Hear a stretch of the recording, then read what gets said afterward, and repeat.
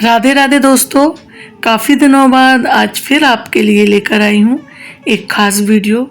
आज हम जानेंगे परिवर्तन एकादशी व्रत की पावन कथा और इसका महत्व। आशा करती हूँ आप सभी स्वस्थ और प्रसन्न होंगे।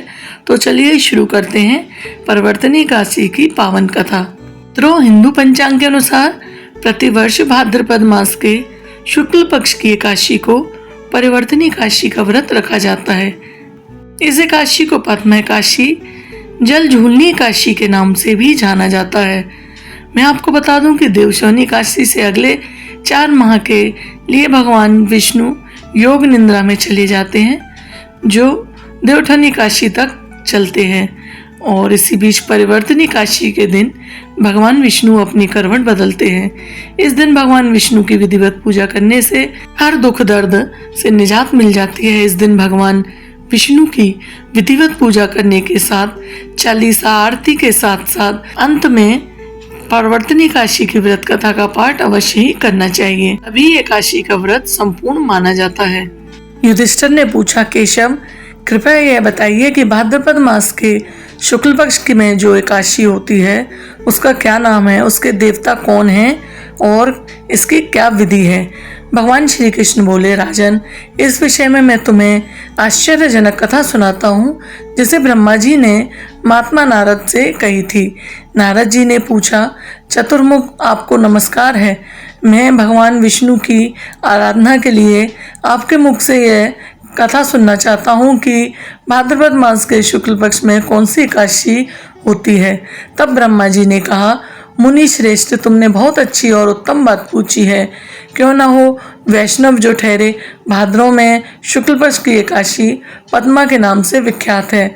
उस दिन भगवान श्री हरि की पूजा होती है। उस उत्तम व्रत अवश्य करने योग्य है। सूर्यवंश में मानधाता नामक एक चक्रवर्ती सत्य प्रतिज्ञा और प्रतापी राजश्री हुआ करते थे। वे अपने औसम पुत्रों की भांति धर्मपूर्वक प्रजा में पालन किया करते थे। उनके राज्य में अकाल नहीं पड़ता था, मानसिक चिंताएं नहीं सताती थीं और व्याधियां का प्रकोप भी नहीं होता था। उनकी प्रजा निर्भय तथा धन धान्य से समृद्ध थी। महाराज के कोष में केवल न्यायोपर्जित धन का ही संग्रह था। उनके राज्य में समस्त वर्णों और आश्रमों के लोग अपने अपने धर्म में लगे रहते थे। मानधाता के राज्य की भूमि कामधेनु के समान फल देने वाली थी। उनके राज्यकाल में प्रजा को बहुत सुख प्राप्त होता था। एक समय किसी कर्म का फल भोग प्राप्त होने पर राजा के राज्य में 3 वर्षों तक वर्षा नहीं हुई। इससे उनकी प्रजा भूख से पीड़ित हो नष्ट होने लगी। संपूर्ण प्रजा ने महाराज से पूछा और उनके पास जाकर इस प्रकार कहा। प्रजा बोली, नृपश्रेष्ठ, आपको प्रजा की बात सुननी चाहिए। प्राणों में मनीषी पुरुषों ने जल को नार कहा है। वह नार ही भगवान का आयन निवास स्थान है, इसलिए वे नारायण कहलाते हैं। नारायण स्वरूप भगवान विष्णु सर्वत्र व्याप रूप में विराजमान हैं।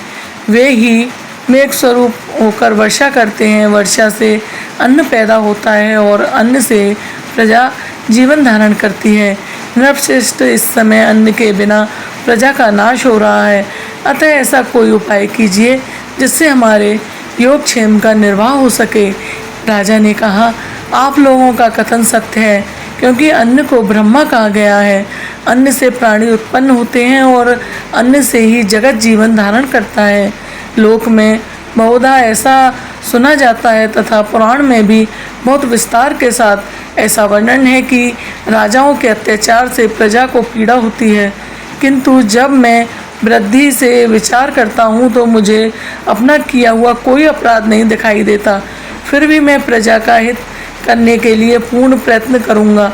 ऐसा निश्चय करके राजा मानधाता गिने गिने व्यक्तियों को साथ लेकर विधाता को प्रणाम करके सघन वन की ओर चल दिए।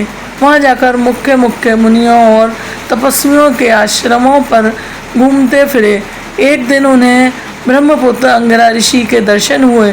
उन पर दृष्टि पड़ते ही राजा हर्ष में भरकर अपने वाहन से उतर पड़े और इंद्रियों को वश में रखते हुए दोनों हाथ जोड़कर उन्होंने मुनि के चरणों में प्रणाम किया, ये स्वस्ति कहकर राजा का अभिनंदन किया और उनके राज्य के सातों अंगों की कुशलता पूछी।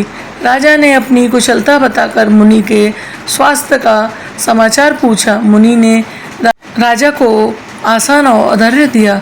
उन्हें ग्रहण करके जब वे मुनि के समीप बैठे तो मुनि ने राजा से आगमन का कारण पूछा।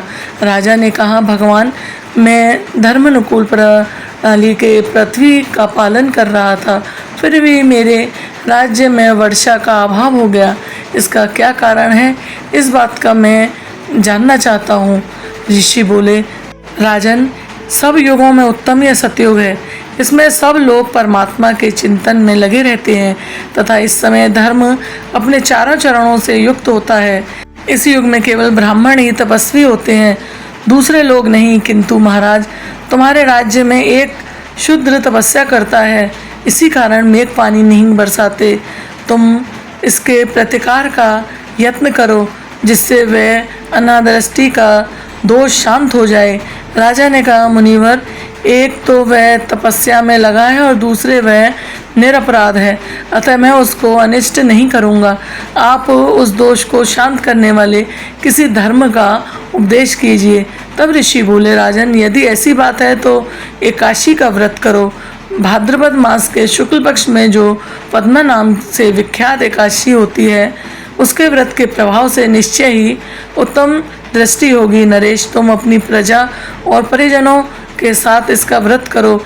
ऋषि के ये वचन सुनकर राजा अपने घर लौट आए। उन्होंने चारों वर्णों के समस्त प्रजा के साथ भाद्रों के शुक्ल पक्ष की पद्मा एकादशी यानी कि परिवर्तन एकादशी का व्रत किया। इस प्रकार इस व्रत के करने पर मेघ पानी बरसाने लगे, पृथ्वी जल से आप्लावित हो गई और हरी भरी खेतों से सुशोभित होने लगी।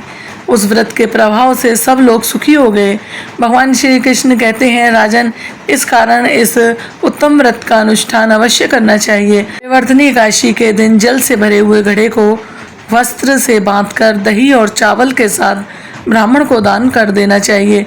साथ ही छाता और जूता भी दान करना चाहिए और भगवान श्री हरि से इस तरह से प्रार्थना करनी चाहिए। बुधवार और श्रवण नक्षत्र के योग से युक्त द्वादशी के दिन बुद्ध श्रवण नामक धारण करने वाले भगवान गोविंद, आपको नमस्कार है, नमस्कार है। मेरी पाप राशि का नाश करके आप मुझे सब प्रकार के सुख प्रदान करें। आप पुण्यात्म जनों को भोग और क्षोम प्रदान करने वाले तथा सुखदायक हैं। मित्रों, इस प्रकार परिवर्तन एकादशी व्रत की कथा सुनने और बोलने से समस्त पाप नष्ट हो जाते हैं और भक्त को विष्णु लोक की प्राप्ति होती है। आप सभी को इस पावन एकादशी की हार्दिक शुभकामनाएं। जय श्री हरि, जय जय श्री राधे।